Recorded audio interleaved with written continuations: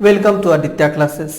आज मैं 10th class के साइंस के 10th चैप्टर लाइट में रिफ्लेक्शन को एक्सप्लेन करने जा रहा हूं। रिफ्लेक्शन एक्चुअल में स्मूथ सरफेस से लाइट का बाउंसिंग बैक है। ये सपोज कीजिए यहां पे एक मिरर है, मिरर का जो सरफेस होता है वो स्मूथ होता है, तो ये स्मूथ सरफेस है।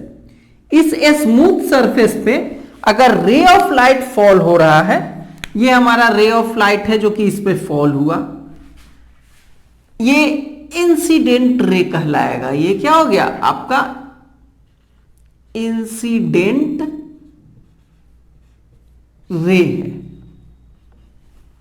यहां पे ओ पॉइंट ले रहा हूं, इस पॉइंट को हम लोग कहते हैं पॉइंट ऑफ इंसिडेंस। इसी पे पड़ रहा है ना लाइट, तो उसको कहेंगे पॉइंट ऑफ इंसिडेंस। और यहां से जब लाइट यहां पे पड़ा तो यहां से बाउंस बैक कर जाएगा, ये रिटर्न हो जाएगा सेम मीडियम में। तो ये रिटर्न जो रे हो गया इसको रिफ्लेक्टेड रे कहेंगे। रिफ्लेक्टेड रे, रिफ्लेक्टेड रे हो गया ये। तो इस तरह से देख रहे हैं कि जो इंसिडेंट रे गया है वो बाउंस बैक कर गया। इसी फेनोमेनन को हम लोग रिफ्लेक्शन कहते हैं। रिफ्लेक्शन को डिफाइन कर सकते हैं bouncing back, bouncing back of ray of light.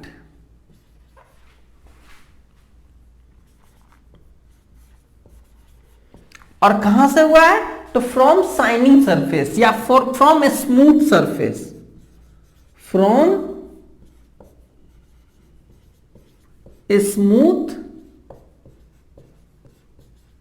Surface. तो इस फेनोमेनन को क्या कहते हैं? Reflection. What is reflection? Bouncing back of ray of light from smooth surface is called reflection of light.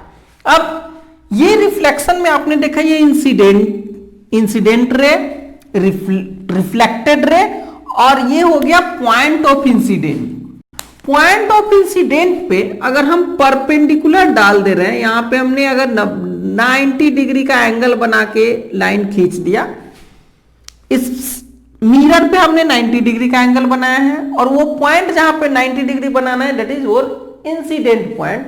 तो इस लाइन को एन लिख रहा हूं, इसको हम लोग नॉर्मल कहते हैं। ये क्या हो गया? नॉर्मल। ओके, तो ये इंसिडेंट रे, ये रिफ्लेक्टेड रे, और ये हो गया आपका नॉर्मल।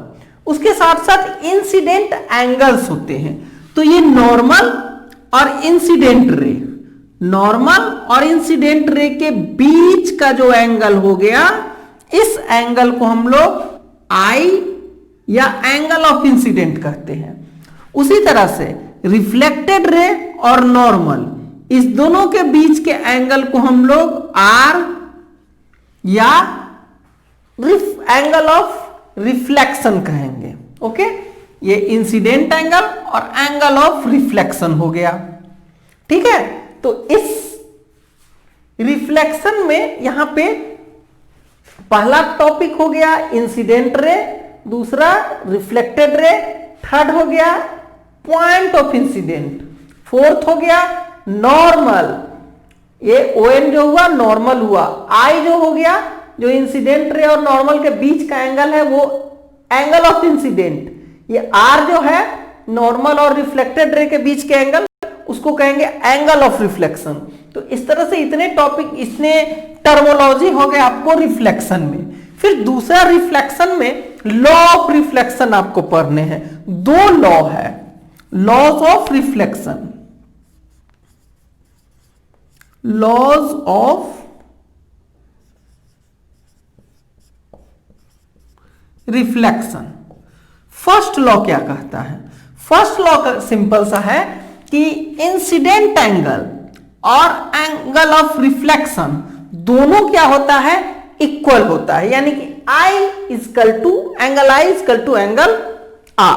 तो यहां पे फर्स्ट लॉ को हम लिख दे रहा हूं कि रिफ्लेक्शन के लिए लॉ ऑफ रिफ्लेक्शन में फर्स्ट लॉ क्या हुआ, angle of incident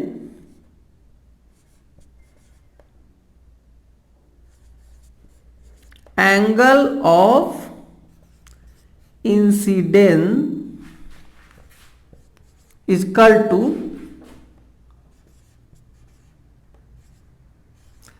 angle of reflection.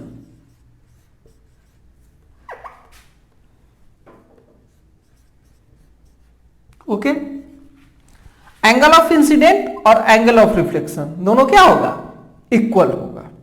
अब इसको शॉर्टकट में ऐसे भी लिख सकते हैं, angle I is equal to angle R। ये फर्स्ट लॉ हुआ। सेकेंड लॉ थोड़ा सा लंबा है लेकिन सिंपल सा ही है ये भी। सेकेंड लॉ ये बतलाता है कि इंसिडेंट रे, रिफ्लेक्टेड रे और नॉर्मल तीनों जो होगा वो सेम प्लेन पे होगा। इसको थोड़ा सा मैं दूसरे ढंग से बता दे रहा हूं। सपोज कीजिए ये मिरर है, तो अगर ऐसे करके इस पे इंसिडेंट रे ऐसे इस पे इंसिडेंट रे आया और ये रिफ्लेक्टेड रे है, ऐसे निकल रहा है इस पे, तो ये इंसिडेंट रे, रिफ्लेक्टेड रे और इस पर हमने नॉर्मल बनाया, ये नॉर्मल बना, तो ये तीनों जो होगा वो एक प्लेन में होगा, यानी कि ये तीनों एक प्लेन पे आ जाएगा। ऐसा नहीं है कि ये इधर मुड़ा हुआ रहेगा या फिर ये ऐसे है तो ये इधर या ऐसे करके एंगल सेम नहीं बनाएगा। ये तीनों के तीनों जो होंगे वो एक प्लेन में आ जाएंगे। यहां पे ऐसे अगर करें तो ये तीनों प्लेन में आ जाएंगे। तो वही यहां पे कहा हुआ है, इंसिडेंट रे, रिफ्लेक्टेड रे और नॉर्मल सारे के सारे एक ही प्लेन पे है। ऐसा नहीं है कि ये इंसिडेंट रे इस बोर्ड पे है, नॉर्मल भी बोर्ड पे है और रिफ्लेक्टेड रे इधर टेढ़ा सा ऐसे बाहर की ओर आ जाएगा या अंदर की ओर चला जाएगा, ऐसा नहीं होगा। तीनों क्या रहेगा, एक ही प्लेन पे रहेगा। ओके, तो इसको लिख दे रहा हूं फिर से कि incident ray,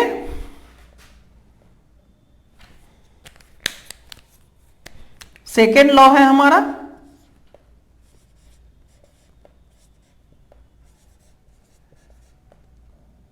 incident ray,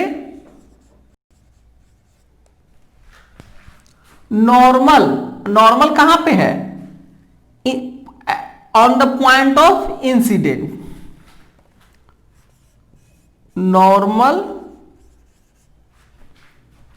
at the point of incident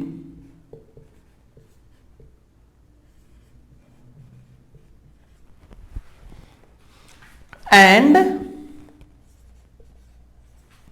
reflected ray.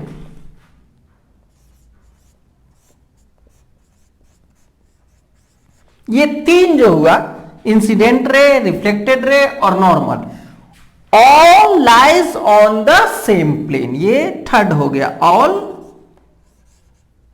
Lies on the same plane. Okay, तो सारे के सारे जो होंगे वो एक ही प्लेन पे होंगे। तो इस तरह से ये रिफ्लेक्शन का डिफिनीशन हुआ। रिफ्लेक्शन में जो कुछ टॉपिक्स हुए, incident ray, normal, point of incident, angle of incident, angle of reflection, reflected ray, ये सारे पॉइंट को हमने बताया।